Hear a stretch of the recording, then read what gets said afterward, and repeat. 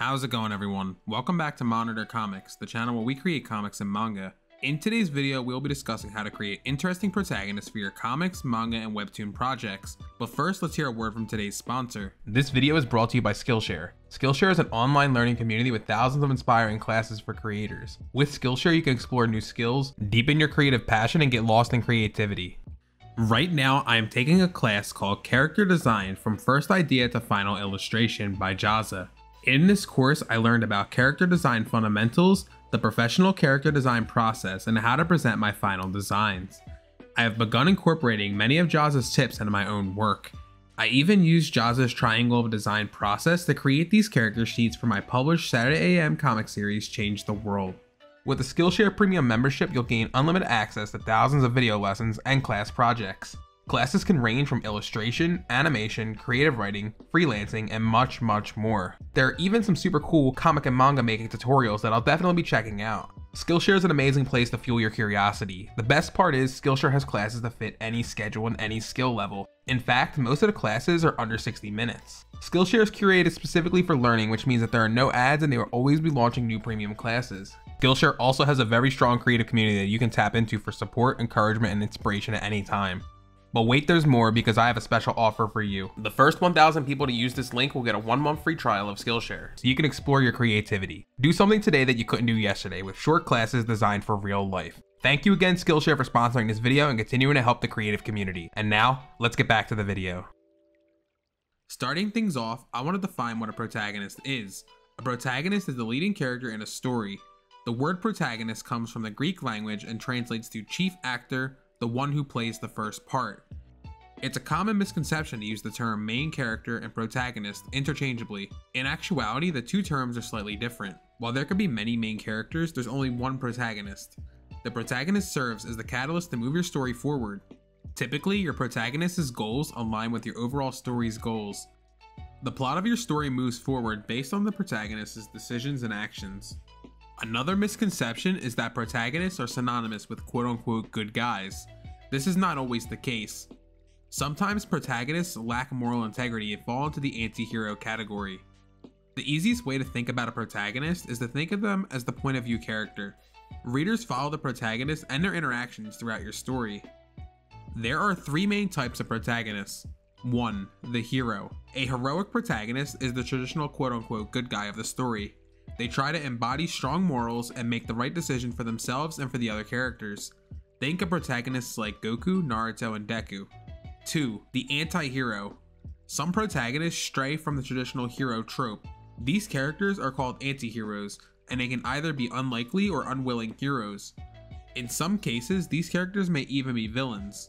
Even when anti-heroes are villains, they are protagonists. It's important to note that anti-heroes are not synonymous with antagonists. Antagonists are characters who work against the protagonist of the story. When an unlikable, unwilling, or villainous protagonist is treated as the main character in a story, they are still considered the story's protagonist. Think of characters like Light Yagami, Lelouch v Britannia, and Spike Spiegel. 3. A false protagonist. Sometimes a writer sets stories up with one character as the protagonist only to switch focus at one point in the story. This is often done by killing the false protagonist. This is done in order to jar or disorientate the reader. Think of a situation like Danganronpa V3, where the player character is killed off in the very first execution, only to reveal that the side character Shuichi would be the true protagonist. Now that we know the role of the protagonist, let's jump into my 5 tips for writing great protagonists for your comics, manga, and webtoon projects. Tip number 1. Avoid extremes. When a protagonist is extremely moral or extremely immoral, it might be hard for your reader to relate to them. Allow your protagonist to have a mix of traits in order to make them feel more human. By creating a morally gray character, your character will appear more realistic. We don't always make the morally right choices all of the time. Your characters in your story should reflect that humility. Think of a protagonist like Naruto Uzumaki from the Naruto franchise. Naruto may be one of the most forgiving and overly friendly protagonists in all manga. Naruto is quick to try and talk down the series' villains multiple times.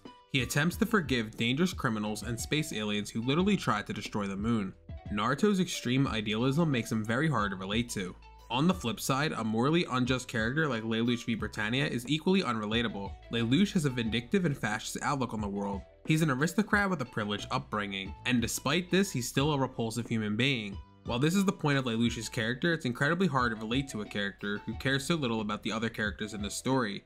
While Naruto and Code Geass are very successful pieces of art, we can't ignore the shortcomings of the protagonists. Luckily, there are many other aspects from both series that make up for the protagonist's lack of relatability. If you would like to learn more about character relatability, I have a whole video covering that topic. I'll link it in the top right hand YouTube card right now.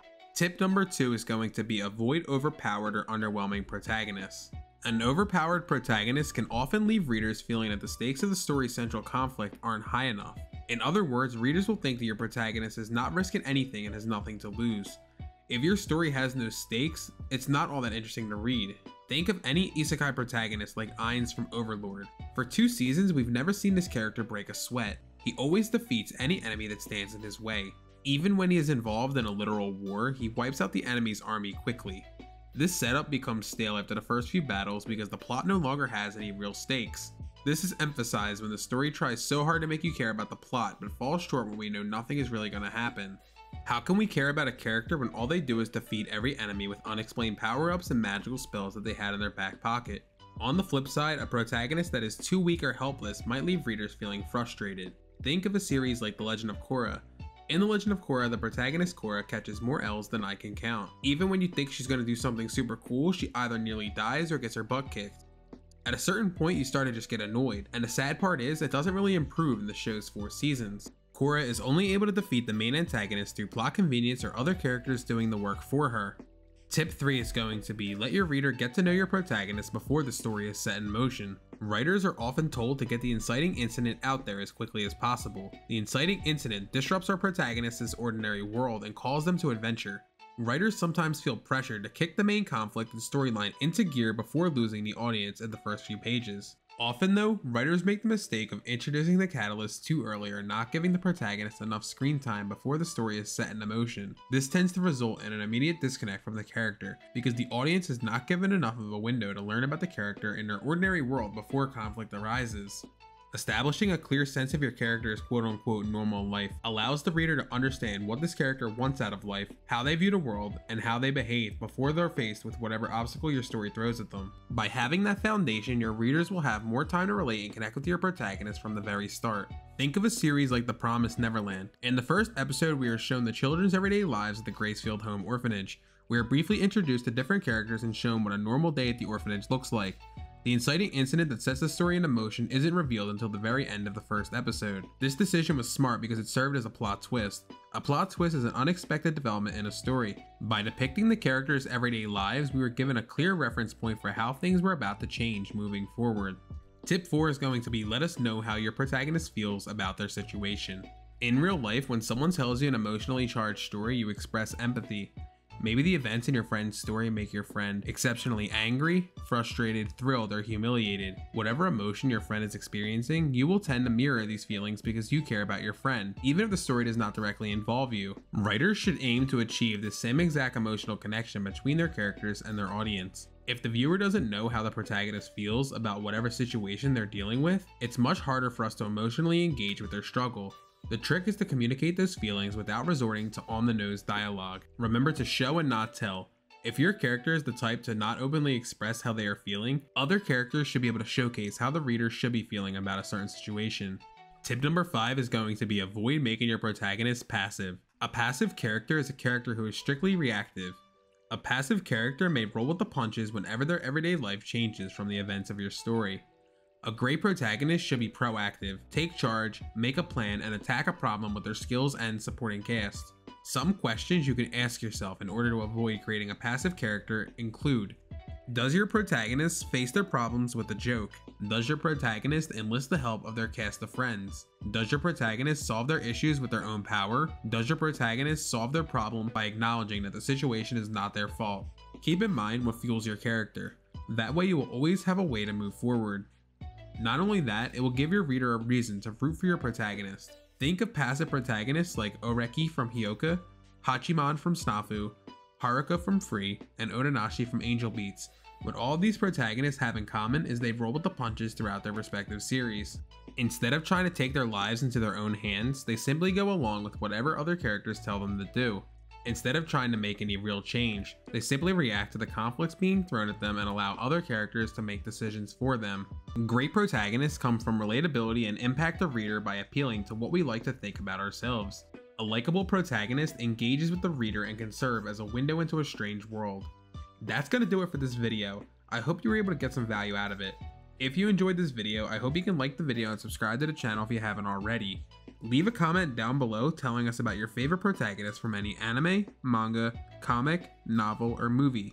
Remember, all of my social media links can be found down in the description below. If you want to watch me create manga live, then be sure to check out some of my upcoming live streams. In case you missed one, you can always rewatch them using the livestream VODs playlist. My published manga, Change the World, will be debuting in Saturday AM's new branch Saturday afternoon this September. As always, keep creating, everyone. I'll see you all in the next one.